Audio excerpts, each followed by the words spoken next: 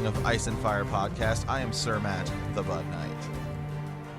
And I am Sir Ezra the Watchful. Welcome to Follow-Up Friday, where we answer all of your questions throughout the week from the last chapter, or from, who knows where some of these theories and, thoughts come from, especially our good friend Lord Hunter. I mean, where does the mind, it's a... The mind wanders sometimes. It does. It's a curious thing. I'm just kidding. We're just kidding. The old foul mouth has sent us a lot of comments this week, and so we're excited to share some of those with you guys here in just a bit. So yeah, Sir Ezra, how you doing today? Doing okay, actually. Can we get personal? Can we get just personal for a second? Real. Okay. Yeah. Okay, so I told you guys I'm stressed out, this kind of stuff. Super busy, got a lot of different stuff going on, and whatever, it is what it is. Well, you know what? I mean, you should probably go see a doctor, right, Sir Ezra? You should probably go see a maester, all right? And I did. And they, I mean, guys, I had all this this tightness, what I thought was anxiety and stress, which it was. I mean, still some of it is going on. But acid reflux, guys. I mean, hey man, we're getting older. Just take an acid reflux pill, and night and day different. I mean, from one day to yesterday was the first day I took it. No, actually today. I'm sorry. Today was the first day that I took it. I went to the doctor yesterday, and I'm telling you, Sir Matt, I am like a new man. I'm ready to go. Nice. So hey, it's good to hear, man. It's crazy, man. It's crazy. Too much meat, and cheese. Cheese, Yeah. I know. Hey, like Rhaegar Targaryen once, put down the book and picked up the sword. I think I need to put down the fork and pick up the sword. Is what's thinking. Oh man, no kidding. No kidding. So, well, all right. Yeah. Hey man. Hey, that's good to hear, Sir Ezra. I talked to you the other day about. I think my time as a stable master is coming to an end here soon. I have some potential things lined up. Maybe working in the Red Keep. So yeah, you might be. Yeah, you might be. Hey, it's pretty cool. We'll find. I'll find out a little bit more next week. And all right, Sir Ezra, is it time? Yeah. Is it time to dive into the show update? Yeah, I'm kind of nervous about it. I am too. I know. I am too. All right. Okay. We're going right in. Okay. So, I think a lot of people saw we posted, hey, we have some new Patreon tiers. We posted the shirts for the patron members. That's going to be our kind of December run. Probably looking more towards like January when those come out, but we're asking everybody to be signed up by November 15th if you want to be included in that run. I already saw a lot of people liking that. And remember, if you're in the $10 Night's Watch tier or above, now you automatically qualify for that. So no need to worry there. Yep. But yeah, so Sir Ezra, speaking of new Patreon tiers, should we start with the new Patreon tiers, or should we explain something and then go into the new Patreon tiers? Yeah, let's. I don't really know there's a good way to do it. So okay, all right, okay. So, was it last week? Sir Ezra and I were getting real fired up on the podcast, talking about things, and we have been communicating with our patron members. Sam the Hammer sent us some really interesting stuff, and trying to manage everything has become quite, I don't want to say the word stressful, but quite cumbersome. Well, it's a task. It's exciting. But it's awesome. It's awesome. Yeah. And the phone's blowing up with all the ravens that come in and all the different stuff. And I'm like, well, I mean, wow. Yeah. Like, absolutely. Crazy. Absolutely. And with Fire and Blood coming out, we're like, okay, what are we going to do? So we think, and I think that I have come up with a great solution that works well for everyone, makes things a little bit easier on our end, and does something super cool. So I would say, Sir Ezra, the most difficult part of our recording is Follow-Up Friday. That can be, yeah. Yeah. Not because oh, it's like we don't like doing it. We love doing it, but Follow-Up Friday is kind of hard sometimes when tracking down ravens and then being like, okay, what are we talking about? And we want to be able to do a lot more for the show. We've talked about doing the rewatch and all this other stuff, and right now it's like we're like drowning. So I'm just like, okay, I can't even get to the rewatch stuff because I'm like, I just can't like possibly manage any of that stuff. Oh, I know. So, Right, yeah, and I'm like, we got to do the Patreon episode, so a lot. So we're like, is there any possible way we could change things up? And even with Follow-Up Friday or with Fire and Blood coming out, it would drastically change the way we would have to do Follow-Up Friday anyway. And so what we decided is this. We've come up with something cool that keeps everyone engaged, gives the Patreon members something super cool, but that so the Patreon members are getting something that is super cool. Everyone is still getting Follow-Up Friday in a sense, and it's going to be easier for us to manage, which will give us more time to do stuff in the group, respond to people, because I feel terrible because sometimes people send us messages and I can't respond to them. Like I used to be able to respond to people and be like, oh, hey, not only is this in the show, but I'll talk to you a little bit about it, so I have like some backstory and stuff. So what we have decided is we are going to, when Fire and Blood comes out, which is like a week or a week and a half from now, what we are going to do is we are going to we have one or two sections left in World of Ice and Fire of the Seven Kingdoms. There's still stuff over in Essos, but we're just going to kind of put that on hold right now. We are going to take our Maester study and throw Fire and Blood in there. So our main show will start with Fire and Blood and then move into the reread. And then we'll still probably do one Raven as we have been doing, maybe two if we have time at the end. And that will be it for the podcasts that week. So now you're saying, well, where is Fallout Friday going? Well, hold on. So, Sir Matt, so that main show now is going to be intense.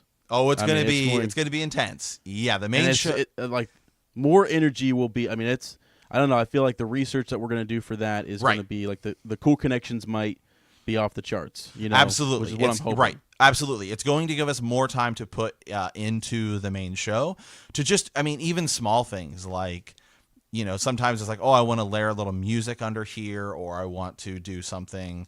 You know, like it gives us a little more time to do that. And so it just makes it easier for us to be like, oh, okay, we can kind of manage things. Yeah. So it's also probably going to make sure that the shows are a little bit longer. So instead of it being an hour, we're probably going to be looking at like an hour and a half, if not 2 hours.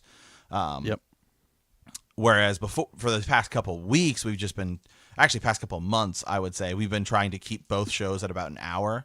But sometimes they go like, you know, an hour and a half, 2 hours sometimes for Fallout Friday. Yeah. And so we're end up recording for like 4 hours a week and all this stuff. So anyway, the main show is going to be a lot better. And what we are going to do for Follow-Up Friday is we are going to have a once a month show called The Raven's Nest, which I am actually so freaking pumped for. Yeah. So The Raven's Nest, and then Sir Ezra will explain a little bit about our how Patreon works in that. The Raven's Nest is essentially going to be Follow-Up Friday, but it is going to be Follow-Up Friday live. Yeah. So Sir Ezra, boy, let's talk a little bit about the Patreon and how that works and how Follow-Up Friday will be live. Okay, yeah. So here's the deal. We created a couple new tiers here. We have Sworn Sword at 15. Then we've also got like our Bannerman reward there as well. If you are if you're a part of the Night's Watch, we're going to kind of pick a day. So we're going to pick a time. We'll try to keep this on a schedule. We need to be on a schedule too. Absolutely.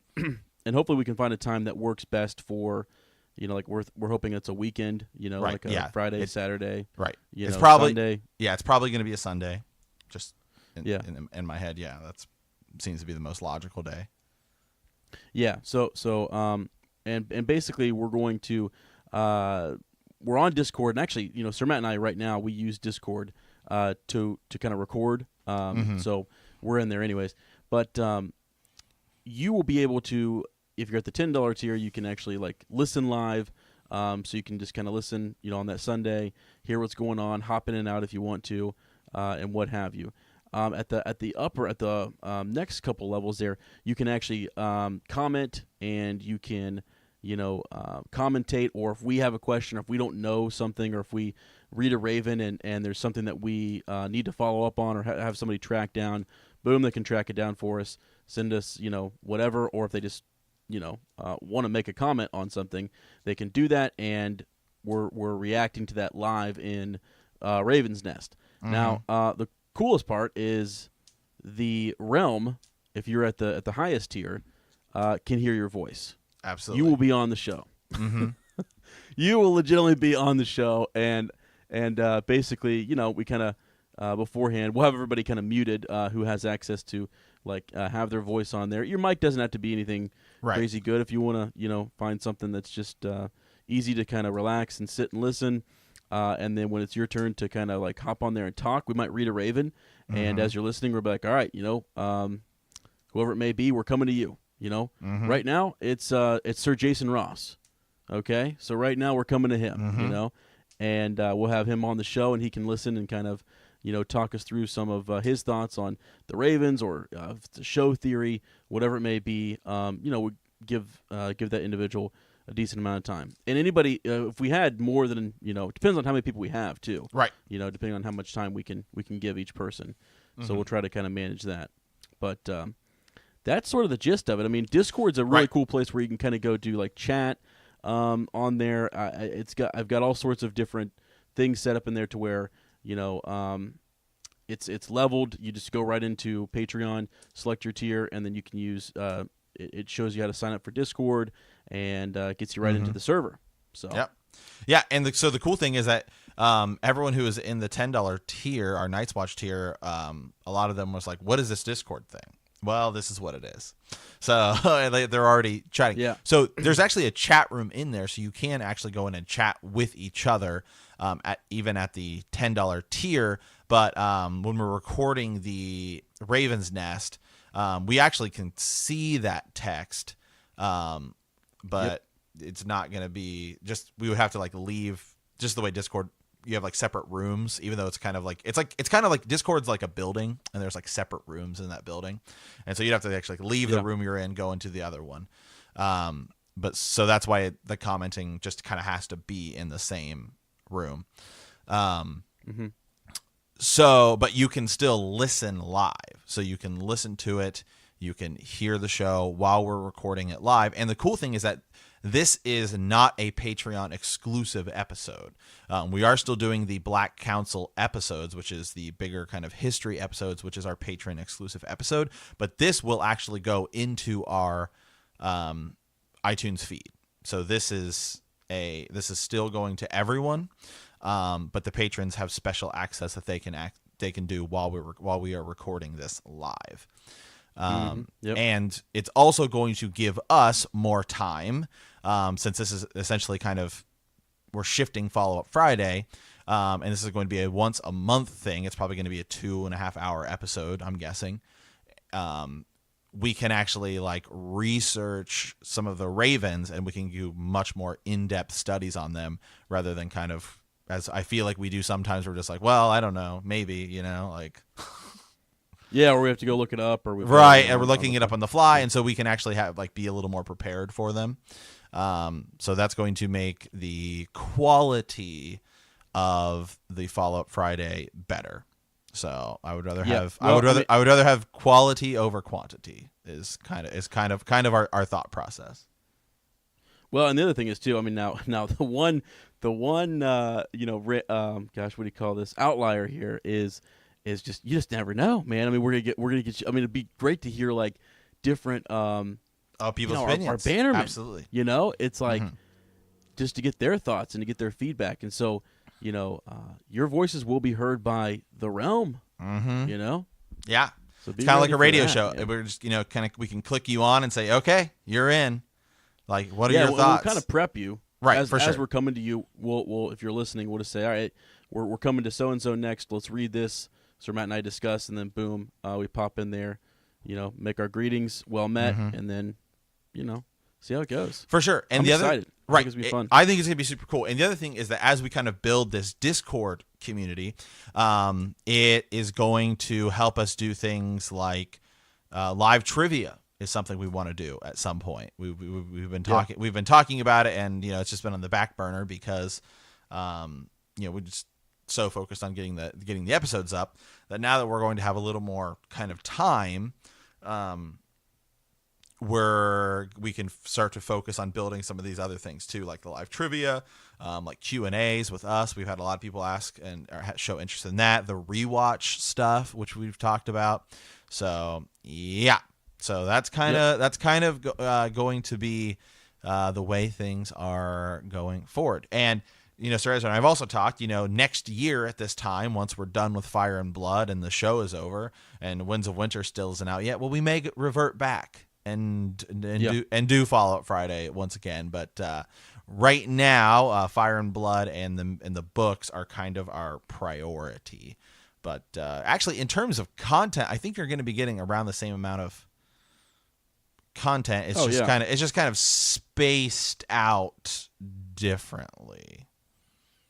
Quite frankly, if the main show ends up being about 2 hours, you're really not gonna you'll get a lot there, and we're still gonna tack on a Raven or two, at the end of that. Absolutely. So, you're still gonna get that each week, that feel, and then at the end of the month, you'll get another 2 hour episode. So right, in that big in that big Raven's Nest episode. So yeah. So it's exciting. We'll see how it goes. I mean, just again. Yeah, I mean, if we try it and everyone hates it, we're the kings, so that's how it is. Bend the knee. And yeah. I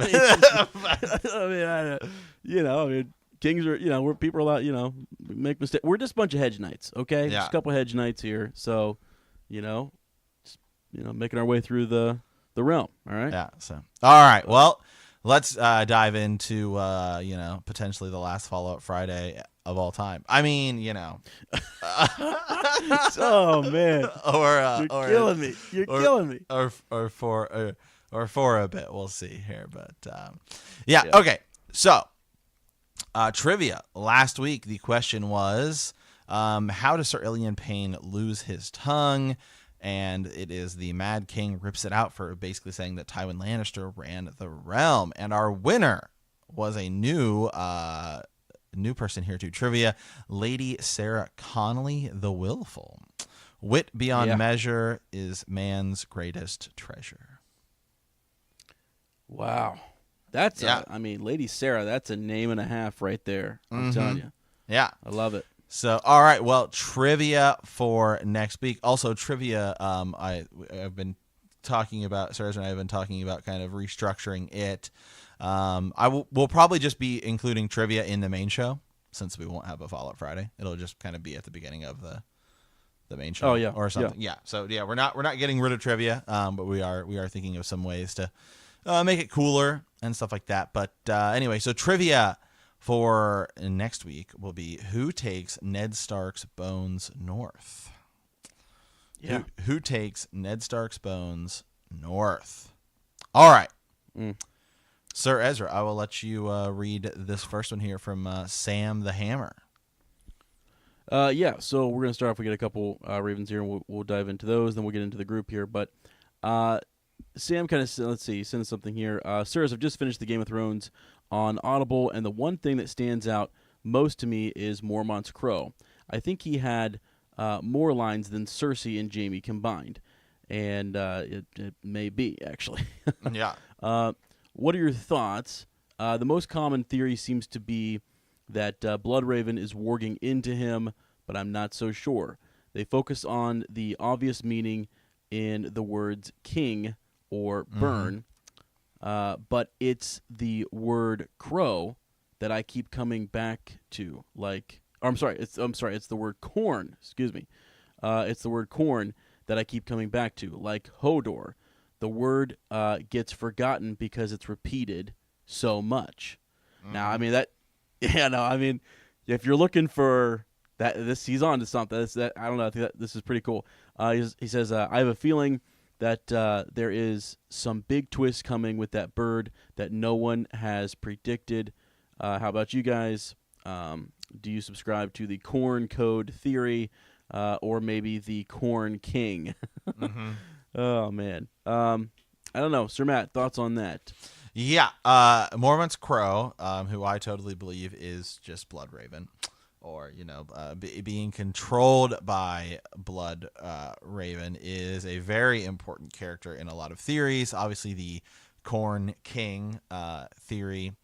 It's when he says to Jon, right, like king, Yeah, and stuff like that. Yeah, and so I think that there's a Blood Raven kind of controlling beyond the wall, controlling that bird is my personal opinion. yeah. What I like? Do you like the idea though of the like we heard Hodor say Hodor, Right. for however long, right, and then we're shocked to find out that it actually has some meaning. Do you Right, a do you still different think, kind of a different meaning. not that it has to be significant, but maybe there is some, just a bit of meaning to it. I don't know. Yeah. Corn. Yeah. Corn. Yeah. I don't know. I don't. Yeah. I don't know. I don't. Like the Hodor thing. Is I think is cooler because there's meaning behind it and it's repeated so much. Like that's why people think that the burn them all isn't. That's why there's is Bran influencing the Mad King kind of theory, right? It's not the Mad King saying burn them all as destroy King's Landing. It's like burn them all as in saying like the White Walkers, right, or the Whites, Yeah, like that. And yeah. so there is that bigger meaning behind it. But with the Crow, it's kind of like he's when he's saying king, it's almost. I don't think there's like that hidden meaning behind it. So to me, it's just pretty straightforward. Gotcha. Okay. I was I mean, there is some hidden meaning behind it because obviously he's saying king, like that is theorizing that he knows Jon will someday become king, or right? Not because if you take it at absolute face value, then it's just a crazy old bird. Oh yeah. For sure. Yeah. I was looking up here real quick. Just I was trying to use the search. It didn't work for me there. But does he say burn before he's like this bit that's coming up here where Jon is kind of forced to fight that White, right? The Mormont's Raven starts calling burn, and yeah, which feeds into your idea that's Blood Raven warning them, to burn the White that is attacking him. Right. So seemingly the Crow is doing this on its own. Typically, Right. it will repeat the last word that it hears. Right. Whether it's duel, live, corn, whatever it may be. But it seems like at times you get lulled into thinking, oh, he's just saying the last word. Right, then, but he's not. And all of a sudden the Crow comes in out of nowhere. Here's a question. That wasn't the last word. Does he say? I bet he does. I'd have to look at the chapter. But I just watched it on HBO. Yeah. And now remembering, because in the show at least, I would have to specifically look at the chapter to see exactly how the exact sequence of events goes in. But in the show, you have like this this shot above, and they're wheeling them in, and it was Benjen Stark's party, right? And they had found them when Jon goes beyond the wall to the Hearth Tree with Sam to swear or to join the Night's Watch. Ghost finds a hand, and then they come back. This is show. I just want to say that again. So then as we come back to them, they're wheeling in the carts of the White, and Jon says we should burn them. So my question is, does the bird say burn them before Jon does in the book? If it does go down that way, again, I would specifically have to look at the exact chapter. But Assuming right. that's how it goes. That's a question, because if the bird says it before someone, well, then that's a difference. That that, as you said, is pretty significant. Yeah, that would be. That's something to look at. Yeah, that'd be pretty significant. Right. So it's either it's Game of Thrones, either chapter 70 or chapter 52. We'll have to go look at that later, I believe. Well, maybe it is actually chapter 62. But anyways, it's right in there in Game of Thrones. We'll have to go kind of look, because I was under the impression that the crow kind of, even if he heard that phrase earlier, kind of comes out of nowhere on his own. Right. And says a word that you didn't expect, but it's in the midst of this heated exchange, and you're like, you're not really paying attention to the crow. You're paying attention to, it's sort of an annoyance thing. Okay, shut up, crow. Right. And back to the action. But really, when you look at it line by line, I think it is something that comes out of nowhere, and it's right. sort of like, where did that come from? Right. How did the raven know to say that?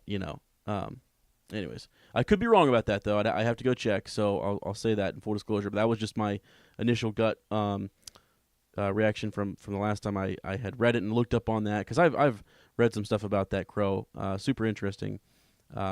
He helps get Jon, selected as Lord Commander. Lord Commander. Yeah.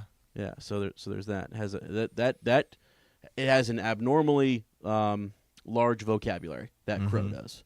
Mm-hmm. So there's that. So, and it was funny because Sam the Hammer's the title to his raven was "What's Up with That Crow?" Yeah.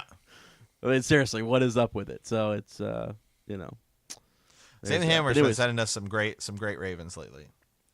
Yeah, that's a good one. I mean, that definitely is one that I would love for people to take more of a look at, because it'll make you think. I mean, that's why you've said for several episodes, for months now, you've been talking, when we talk about Blood Raven, you've talked about the idea that he wargs into or uses that crow right. just because of its proximity to the Night's Watch, or Jon Snow, Yeah. So, yeah.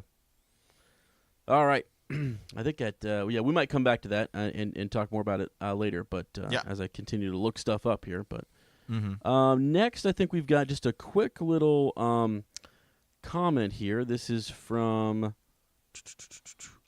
Amanda Richardson, and so just wanted to give her a quick shout out. She sent us a quick raven here that just was talking about Jaime Lannister. We had talked last episode in how Hoster Tully had sort of his two daughters, and during Robert's Rebellion is trying to make those alliances. Catelyn is betrothed to Eddard, and Robert is actually. Here's the thing, Sir Matt. I wonder if Robert.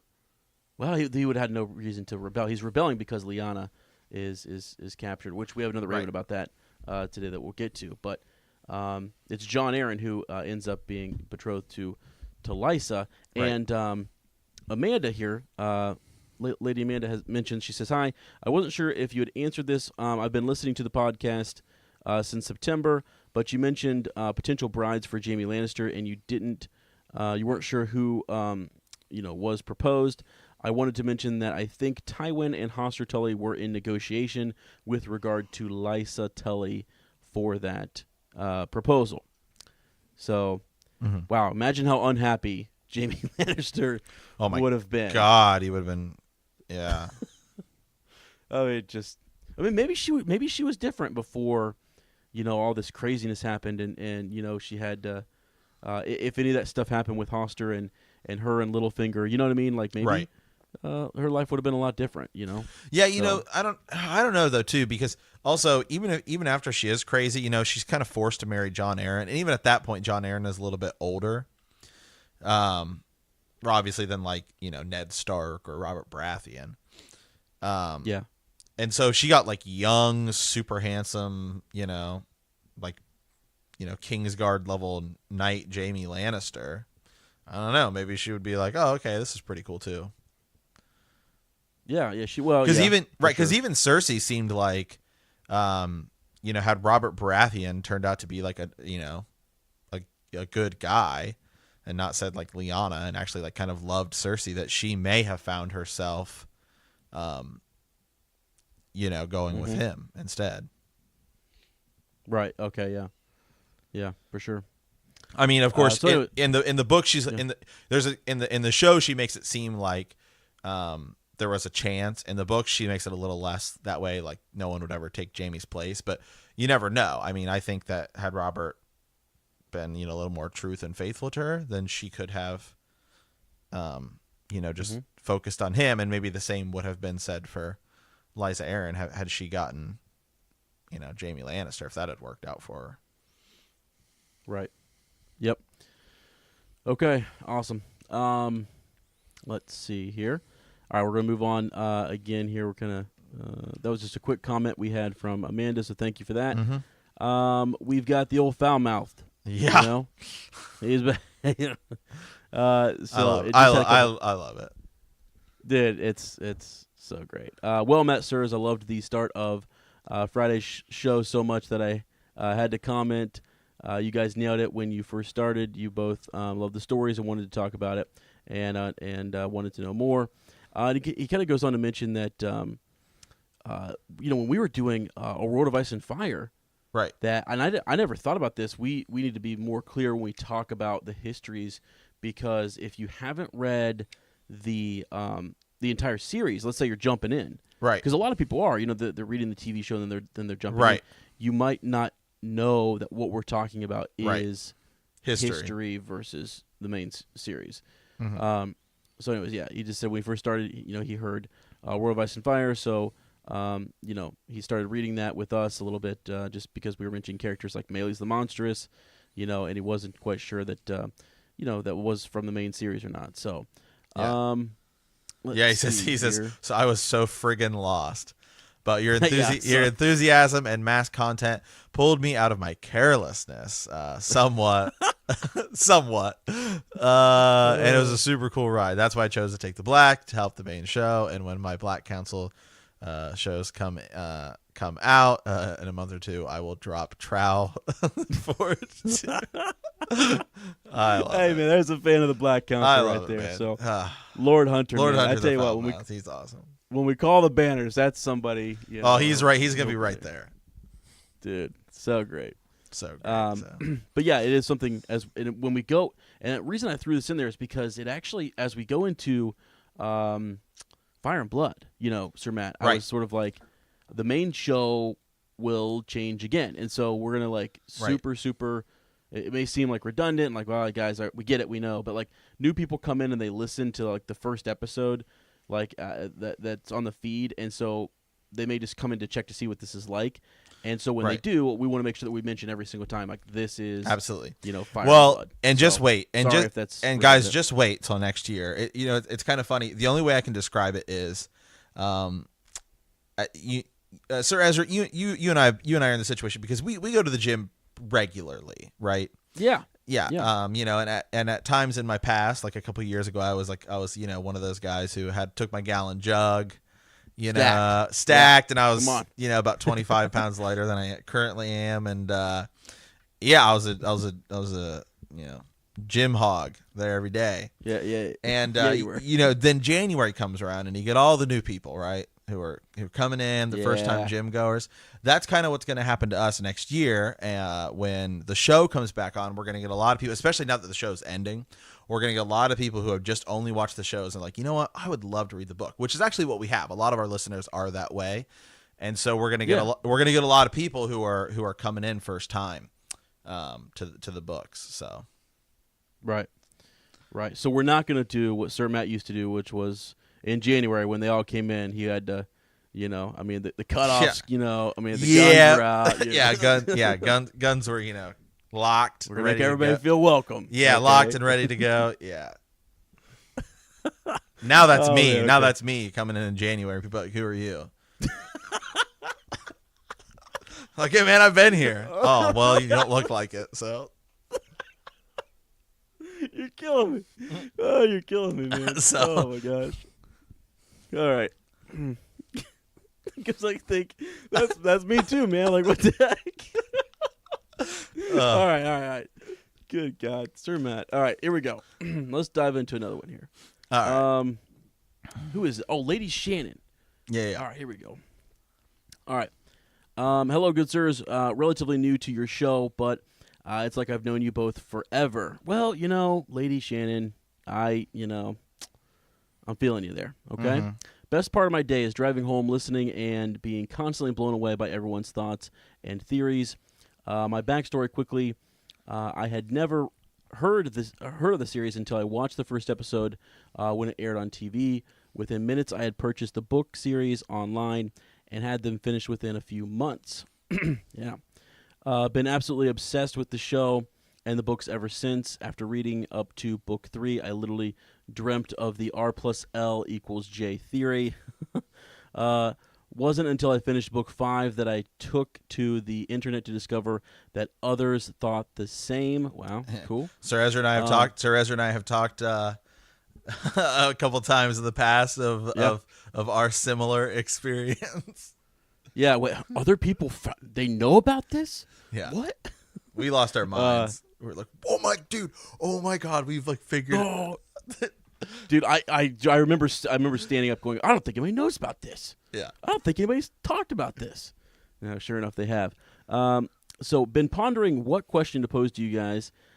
Settled on this. How long was Lyanna missing for? How did they find out where she was? Did Robert confront Rhaegar about it?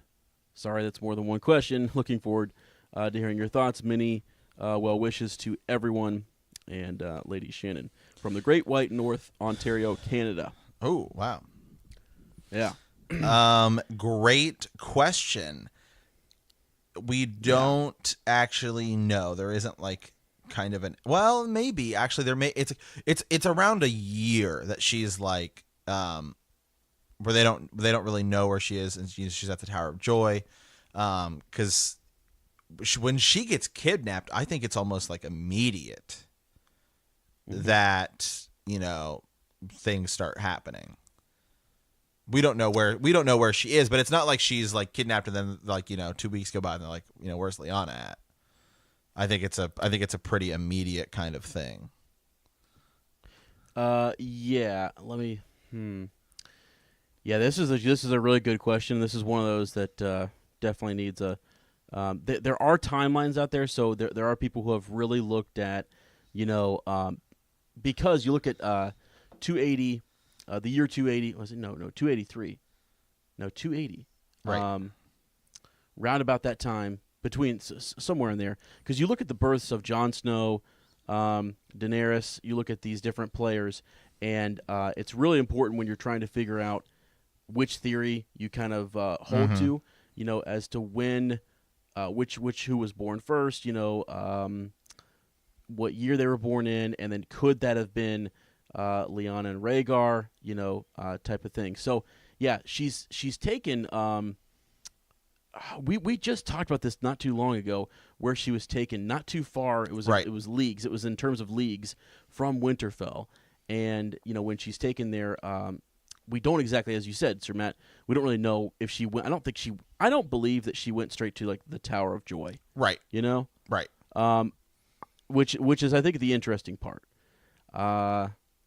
So there's that. There's also this bit. I'm trying to remember where Eddard Stark was when this all took place, because really, there is a bit of time there, because his father and brother go all the way down to King's Landing to demand, Rhaegar either give her back or that he, right.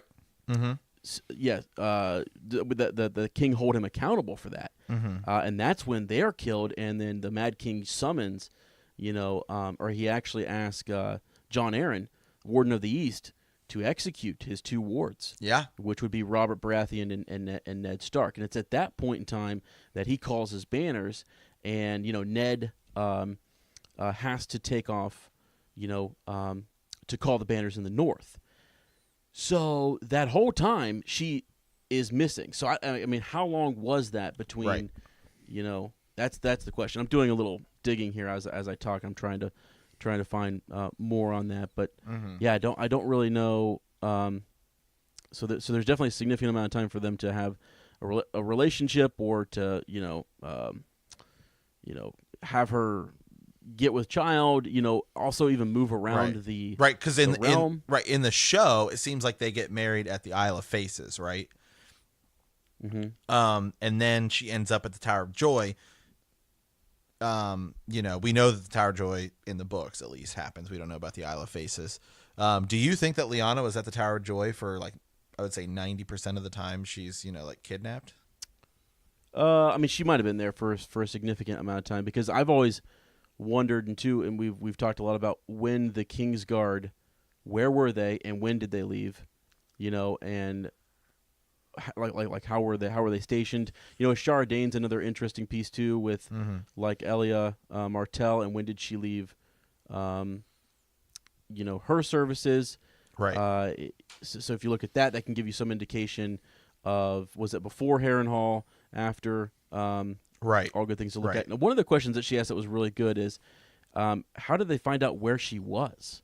So, and I think she's talking about, how did they find out? How did Robert and Eddard Stark find out where she was? And what's? Go ahead, Sarant. Yeah, I thought that we talked about this a couple weeks ago, didn't we?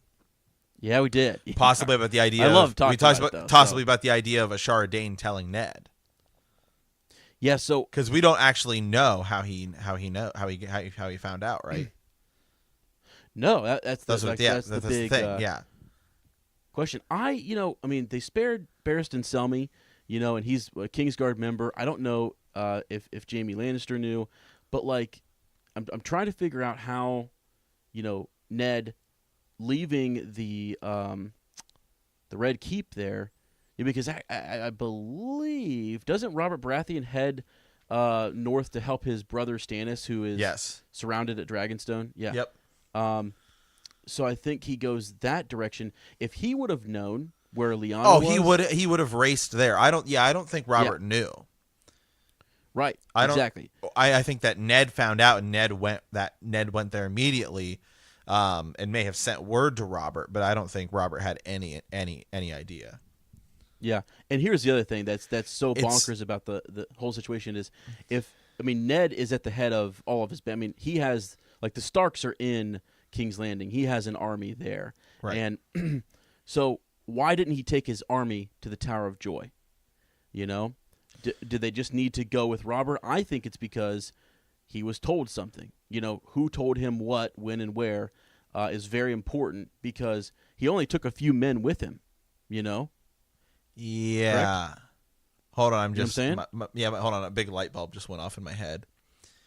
Okay, good. Okay, hear me out on this. We're going into rabbit hole territory here. About time. It's about time. Okay, so 3 members of the Kingsguard are there, right? Yeah. So if I'm Rhaegar Targaryen, and because remember Lyanna in the show, right? We get a little more of that Tower of Joy. We get the Tower of Joy scene a couple of times, actually. I think we get it twice in the show. Remember, Lyanna tells Ned Robert can never know. Like, don't. She says, like, right? She says, like, don't tell Robert about the baby, right? She says that.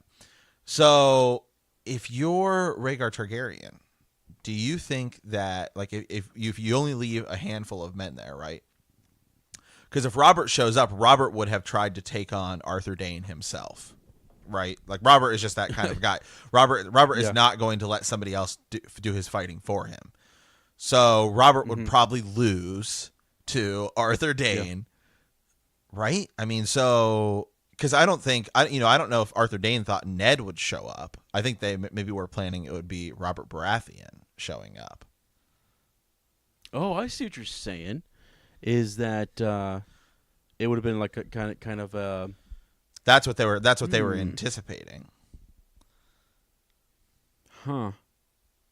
Right, because in the show, there's all people breaking down the fight scene and all that stuff, and the idea is that Arthur Dayne didn't want to kill Ned; he wanted to kill everyone but Ned.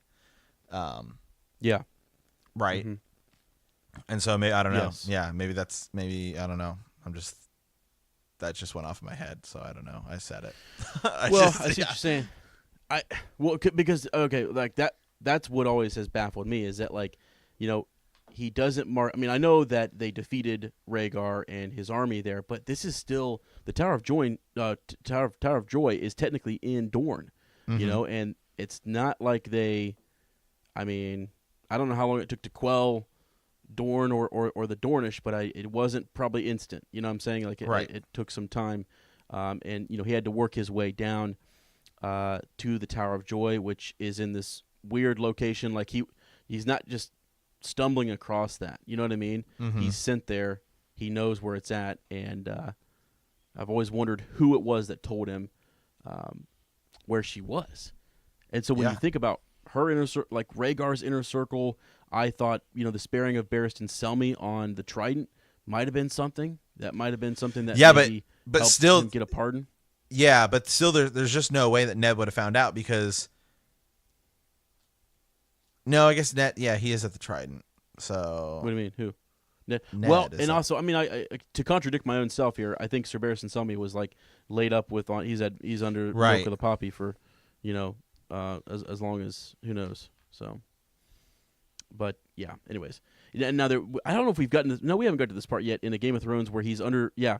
Well, we're about to. Eddard Stark has that dream about the combat at the Tower of Joy.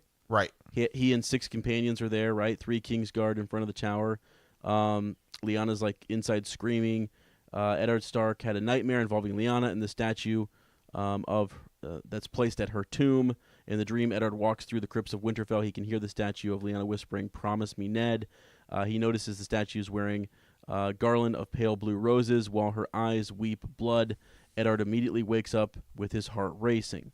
And as when we get to that chapter, we've talked about the many lies and the promises and the things that Ned has had to do to either keep this promise or the lies he's had to make. So there's a lot actually around that dream that we'll talk about when we get there.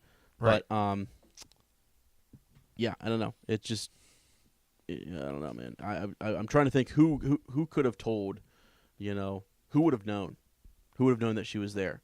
Yeah. Rhaegar, the Kingsguard. I don't think the Mad King knew. Nope, I don't think he did either.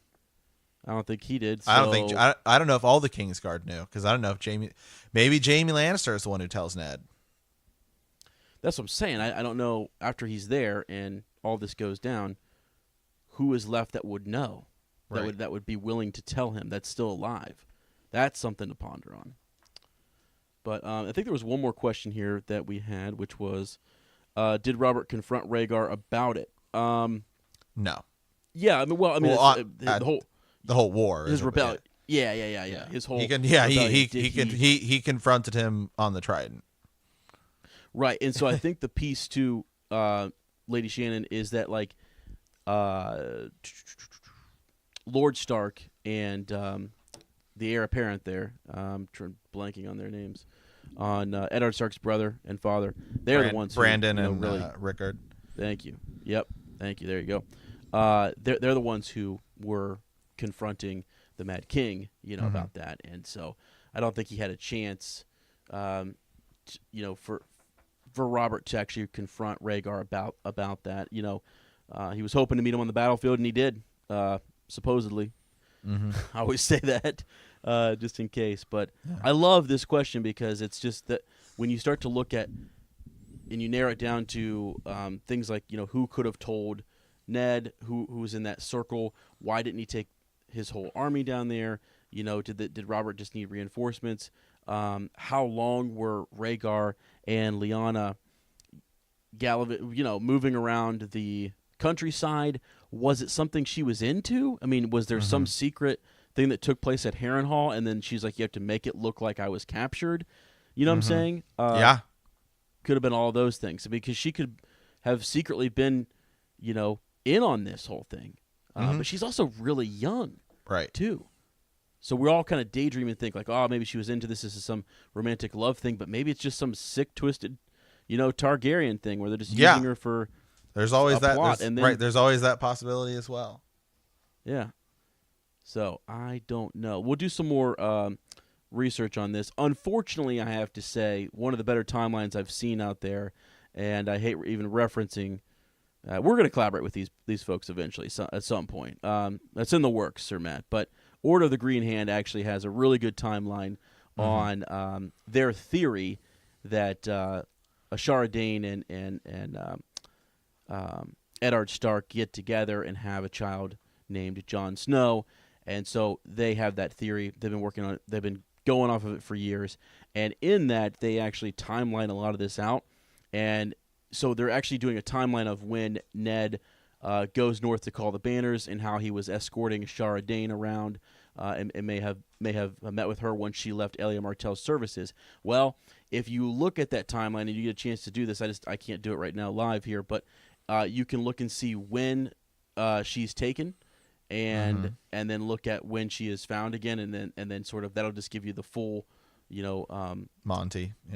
Yeah, exactly. But then it's sort of like what point was she pregnant? It's definitely enough time for her to be pregnant and to have a child, but was there time there before for them to maybe set up and everything? Some people, Sir Matt, believe that they actually were hiding up in Winterfell. Have you heard that theory? It's yes, a crazy I have. theory that they're actually up in Winterfell, hiding in the crypts, and there's something else going on, or that they went north of the wall.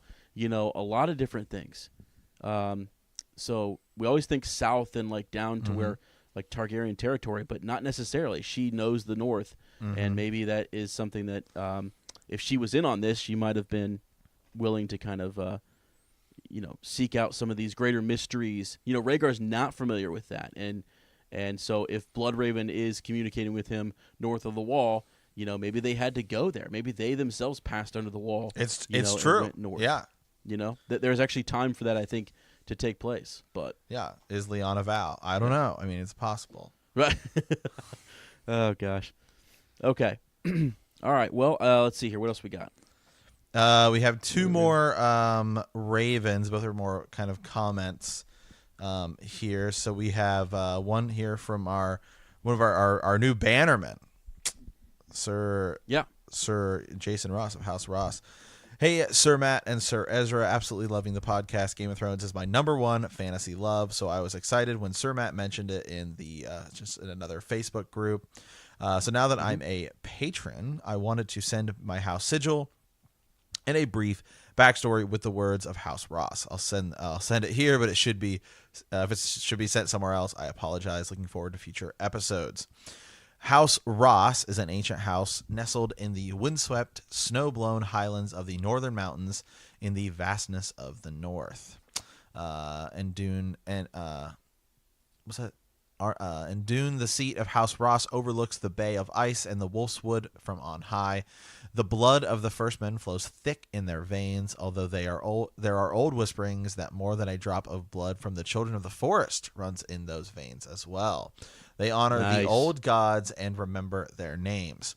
Winter is a way of life for this sturdy clan of Highlanders, and from the rugged existence originates their house words. Warmth is for the weak. The sons of House Ross have helped man the wall since the first blocks of ice were laid, helping to defend the realm from the ancient terrors long forgotten by most. Their loyalty to their liege lord and ferocity in battle are renowned throughout the northern lands and beyond the wall. These mountain-dwelling northern folk are easily identified even on the fields of battle by their colorful kilts that bear their family tartans. House Ross is led by the hardiest of northern lords, Lord Jason, known among his people as the Highland Fury. The Highland Fury is no mere child of summer, though many northerners learn to adopt the winter. Lord Jason was born in winter, generous and fair to his people, but lethal to his foes on the battlefield. Wielding Winter's Fang, the ancestral Valyrian steel claymore of his house, Lord Jason was there to march south and fight beside Lord Eddard Stark in Robert's Rebellion, and he was among the first to scale the walls of Pike in helping quell the Greyjoy Rebellion. A roaring snow bear encircled by a garland of laurel, gripped in a clenched fist on a field of blue, is always the first banner to arrive in Winterfell when the call is put forth by the kings of the north, where Stark banners fly, so fly Ross banners. The direwolf has no friend more loyal than the snow bear. House Ross serves but one king, House Ross remembers Sir Jason Ross. Wow, thank you. I love when people, Dude. I love when people really go to town on their family history and things like that. It's great. Yeah. Yeah, that is absolutely awesome. Yeah. Yeah, Sir Jason, honestly, really glad to have you along. That's fantastic, and looking forward to Raven's Nest possibly and having him on the show. And so anyone else who wants to join in on that goodness, feel free to do so. I the Snow Bear, man. Yeah. It's a good loyal friend to the direwolf. So it's true. It's great. I feel like most people go, most of our listeners, when they do their house history or whatever, go with the North. But it is nice. We do have we have some Night's Watch people and some faceless men and things like that. We're creating a wide gambit. No one from the Westerlands, I don't think yet, or the Reach or yeah. Well, no, I thought we had somebody from we have somebody from the Dorne. Westerns. We have some people from Dorne. Yeah, we have some Dornish. We got some Essos folk. Mm-hmm. Yeah. So Sir Ezra, you and I need to create histories. Although we're hedge knights, so Well, I mean, it's a simple history. It's a lot like our good friend, Sir Duncan the Tall. So. Mm-hmm. Yeah, I'm from I'm from the Crown Lands. All right, I'm a Targ supporter. Okay. Yeah. I think I've got some Targaryen in me, some Lannister in me. Right. That's what people. Okay. So yeah. Yeah. Let's see. Got one more comment, and then I've got some cool, fun stuff that I want to follow from the up group. with here. So I'm going to butcher this, but Stefan Gorse. Gorse. Yeah. Gorse, seed. You tried that. Good try. See, Gurga, your Lord Sheffen is. That's how we greet such honorable lords like you guys in old Germany. Well, I apologize for butchering that. Well, I'm sure they don't greet us like that. I'm sure they don't. They don't treat us like that in Germany. So, I deeply apologize. I thought we were bad when we were trying to do Norse stuff. Yeah. German is, straight German. No idea. I just wanted to let you know that you also have loyal listeners in Germany. I surely love your podcast, though I haven't gotten to the current ones yet, but I'm getting closer. Cheers. P.S. With the 2019 Rugby World Cup, you can start choosing your favorite rugby circles as well.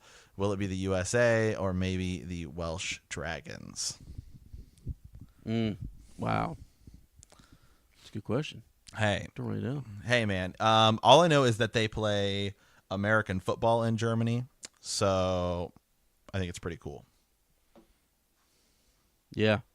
Yeah, man. Yeah. What's his name? What was his name? Moritz Boehringer, who was the guy who the Minnesota Vikings drafted, wide receiver. Oh yeah. Remember that? Yeah. Forgot about him. He played in the German football leagues. I can say I am not big into rugby. Yeah, I'm not either. Actually, I don't know much about it. I mean, I've actually watched a couple. I like watching it, but I mean, I got to go with anything dragons. I got to go with dragons. I mean, yeah, absolutely. Yeah, so, I got to go with that. It's gonna be the Welsh Dragons, man. Yeah, the Welsh Dragons sounds great. Rugby, Put man. Your coppers on it. Man, it's like, I don't know. I watch the NFL and I watch those guys getting hit. The idea of doing that without pads, out. Yeah. Yeah. I have a broken wrist, a dislocated knee, and a separated shoulder from playing American football. So yeah, the idea. I'm so glad I didn't see that separated knee, man. Yeah. Dude, my knee. You saw it, didn't you? Hey, real quick. Yeah, Sir Matt always makes a joke that it was the one game that I wasn't there for. That's right. You weren't there. Yeah, that's right. Yeah, you would have been playing. You would have next to you. Had you, yeah, it on the been, line. It would have been you. It would have been great. It would have been fine. It would have been fine. Your knee would not have gotten shattered. But instead, my reserve had to go in there and Matt. Oh man, I left. Yeah, that's true. Yeah, I wasn't very good. I played defensive line. And, man, I had to go play offensive line for one game, and I'm like, 3 series in, and then the next thing you know, our center, like, what was his name? Ben Reman. So it was, falls on me. He falls right into my knee, and I'm laying on the ground, and I'm like holding my right knee. I'm like holding my right knee, and it like got dislocated, and it was like on my upper calf. It went way down there. So I'm like laying on the ground holding my calf, and it's like my kneecap. And it's like, I remember like somebody had run over, and they like looked in there like, oh my God, I like ran off. It was so bad. I just remember I get back and everyone's talking about how you had to play offense, and I was just like, what? I would have been there. Like, I don't play. There would have been no reason to put that guy in. You know, like it would have been fine. I was defensive. Gosh. I played defense. Okay, Yeah. The opposite of Bill Murray. So, all right. Let's dive into a little bit from the group here. Oh, you got some from the group? Okay, cool. And then when you're done with that, I have some stuff on the Lyanna disappearance too at the end. Oh, okay. Well, never mind. I thought that's what you were pulling up. I thought you were pulling up something from the group. No, we can go with your stuff from the Lyanna disappearance. You go ahead and pull up some stuff from the group, and then I've got just a couple comments here I wanted to mention on the Lyanna bit, just because I'm always intrigued by it. So if you get a chance to go to a Forum of Ice and Fire, it's another place. I know oftentimes Reddit is a place people like to go, but the forums on A Song of Ice and Fire, Westeros.org, definitely a place to go check out here. And some people are posing, theorizing anyways, that she could have been missing for upwards of 2 years. Mm-hmm. Oh, wow. From the time that she was taken. Yeah, I don't know about that. I mean, it's one thing that is also tricky about all of this is that it's gotten so big, it's such a big deal, there's so much going on with it, that Gur has gone back and looked at the timeline, and he's talked with Ilio, the writer that helped him with, the fan turned writer, who helped him with A World of Ice and Fire, about timelines, looking at timelines. Because I don't think originally, he had this all, the idea, obviously, and he knows where he's going with it, but it's like that timeline wasn't like super important to him. But what I found that was interesting is the idea that maybe Lyanna had twins, which we haven't brought up in a long time. Mm-hmm. The idea that she could have had 2 children. And then someone was even asking, could she have had 2 children if it had been 2 years? So you look at how long she was gone for. So not twins, but 2 separate children. 2 separate children, yeah. Right. And would that explain the difference in age between like a young Griff and Jon Snow, or they're close enough, type of thing. So, I mean, it's possible. I mean, that you could turn right back around, conceive and then have another child.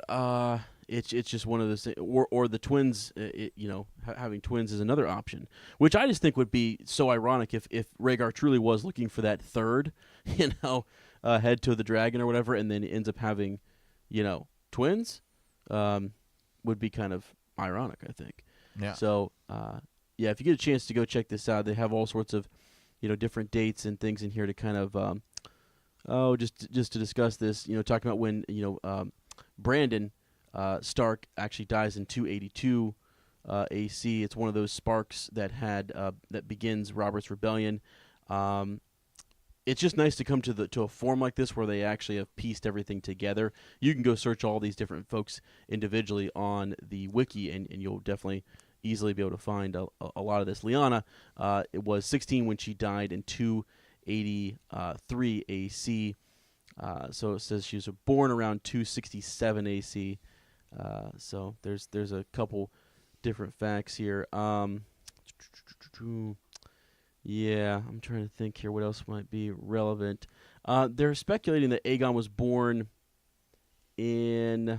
So Rhaenys, so when we're talking about Rhaegar Targaryen and his children, Rhaenys was about 3 years old when she supposedly died, and I guess Gur has kind of confirmed that in 283 AC, placing her birth at 280 AC. Aegon, her brother, was born in 282 AC since he was 12 months old, give or take a moon's turn or two, when he died in 283 AC. So these people are really doing a good job of trying to, timeline all this out and get the different ages and stuff. But at one point, I mean, they're talking about whether, the idea that Elia was at Harrenhal. And do you remember, Sir Matt, how one of the reasons Rhaegar before they go to the tourney at Harrenhal, he knew that Elia couldn't have children anymore. Right.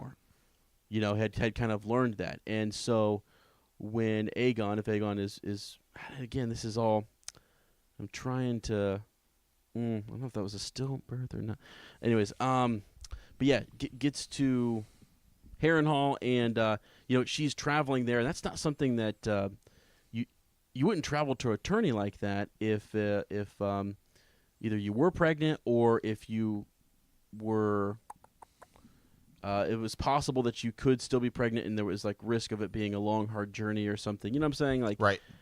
So there's a bit in there, and also she's passed over too. So Elia Martell is there and passed over for the Queen of Love and Beauty. But just a couple random facts I just wanted to throw out there at you guys, and I say facts loosely just because all of that stuff is some of that stuff is up for interpretation, and people are still trying to piece it all together. So Yeah. what do you have? Anything from the group? Yeah, something cool from the group here. I'm gonna butcher this guy's name, and I feel terrible. Esquerdo Steven.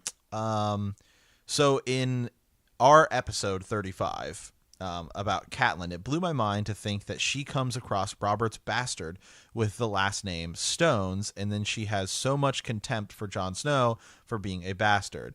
Then after death is known as Stone Heart. The idea of like bastard, stone heart, right? Was her life with Ned a bastardization of her lost love with Brandon Stark? Not sure how to articulate in a more cognate manner for BTK to discuss. Anyway, back to Lady Stoneheart.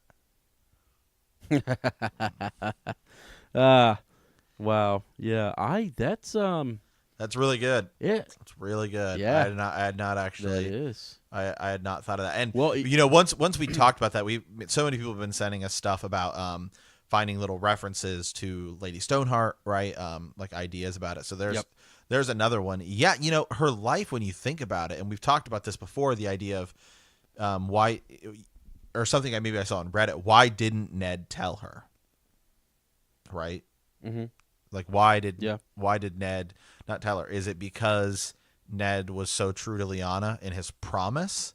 Or is it because he knows Cat, he either doesn't trust Cat or he thinks maybe she's a little too hot-headed, right? I mean, she does just on a whim kidnap Tyrion. Right. You know what I mean? Well, and then go back to her words, family, duty, honor, if it's a new relationship and she's young and she has her son that she's got to think of, so she's got Robb, it all depends on what Ned knows, right? And what he would have told her. So because we don't even know what that would have been necessarily. Is this his son? Is this his nephew? Was there a swap? I mean, I right. Just don't know. Something else. I mean, it's like when Ned shows up at the Tower of Joy, it seems like Lyanna's only alive for like a little bit. I mean, there's that handmaiden that's there, and maybe she kind of tells Ned everything. But Ned just killed Arthur Dayne, with Howland Reed, just killed Arthur Dayne, and just watched his sister die. I don't know if he even knows all of the details of, maybe he thinks, okay, Rhaegar and Rhaegar and Lyanna were in love, but I don't think Ned knows why Rhaegar did it. Let's say Rhaegar did have this whole Azor Ahai, Princess Promise, Three Heads of the Dragon, like plan, with Jon Snow, if we go that route. But we don't know that Lyanna even knew that, let alone then Lyanna telling Ned. Like, Ned might just literally think of Jon as like, well, he was my sister's baby, so I don't know. Wait, yeah. So Lyanna knowing what now? She would know. I don't even think Lyanna may know about the whole Three Heads of the Dragon prophecy. Oh, okay. Rhaegar may have never told her that. Yeah, for sure. Yeah, right. Like that was his plan for Jon Snow. Obviously, this is all assuming in the books R+L does equal J, but a lot of assuming. A lot of yeah. You know what happens when you make assumptions. Hey, since we're on that real quick, I just wanted to, I as I continue to read some of these this form of Ice and Fire thread here, this individual, and I'll go back up here and quote him, or I'll cite him just because I think that's important, is noting that he or she believes that Gur has, and I knew that he had been quoted as saying that the rebellion had lasted close to a year. Mm-hmm. And he's saying here that Aegon, young Rhaegar's son, was between 12 months and 14 months old at the end. Right now, at the beginning of the rebellion, Aegon is 127 days old. This is great. I love how these people really try to nail this down to a day, which comes down to 4 months. Lyanna has now been missing for 127. Between 103. Actually, comes out to 103 days. Yeah, that's crazy. Which boils down to 3.5 months. Where is he going with this? Let's see. 103 days, 3 months. That's crazy. That doesn't make a whole lot of sense, does it? I'm about to read this whole thing here. Sorry, guys. I was looking at this trying to see if he had actually really nailed this down, and people were giving him a lot of cred here on the A Form of Ice and Fire thread. He's a council member, so it's Rhaenys Targaryen, so which I think is pretty well liked and accepted there on the thread. But anyways, I don't know if you guys can figure that out, or if you guys know more about maybe how long she potentially was gone, or when, because I think he's making the point, or she's making the point here that that some of this is not lining up for me. Mm-hmm. So we'll have to get back to it. It's one of the better questions we've had in a long time. Really, is how long was she missing? When was she taken? And right, what have you. So anyway, sorry guys, I digress there a little bit, but okay. What else we got, Sir Matt? Anything else on the? No. Are we good? Nope. I think we're good there. Okay. All right. Well, some good food for thought. Things to think about. Who told Ned? Where Lyanna was, and why did he take those 6 with him? And how long was she missing? All those are good questions, good thoughts, things to ponder on. Let us know. What do you think? Did Rhaegar, go on a nice little honeymoon with Lyanna around the 7 Kingdoms? What do you think? Yeah. So, and also, when after today's show, head over to patreon.com and check out that new reward system. Give us some feedback. We're not perfect. You guys know that. So, if we can, we're gonna see how it goes. We're excited about it, so we want to give it a try. Yeah. And it's a format that's probably gonna work for us, and hopefully we can, as Sir Matt has said, dive into your Ravens in more depth and make some more cool connections. Right. Yeah. Spend a little more time in the group and get you guys even more involved in the show. Yep. Exactly. So that's the idea. So, all right. Well, in the words of House Valerian, the old, the true, the brave.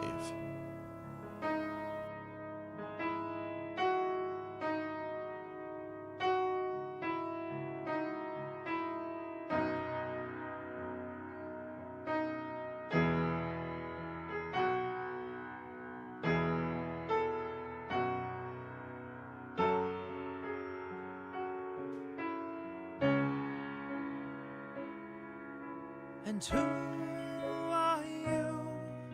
The proud Lord said that I must bow so low. Only a cat of a different code. That's all the truth I know. A coat of gold, a coat of red. The lion still has claws, but mine are long and sharp, my lord, as long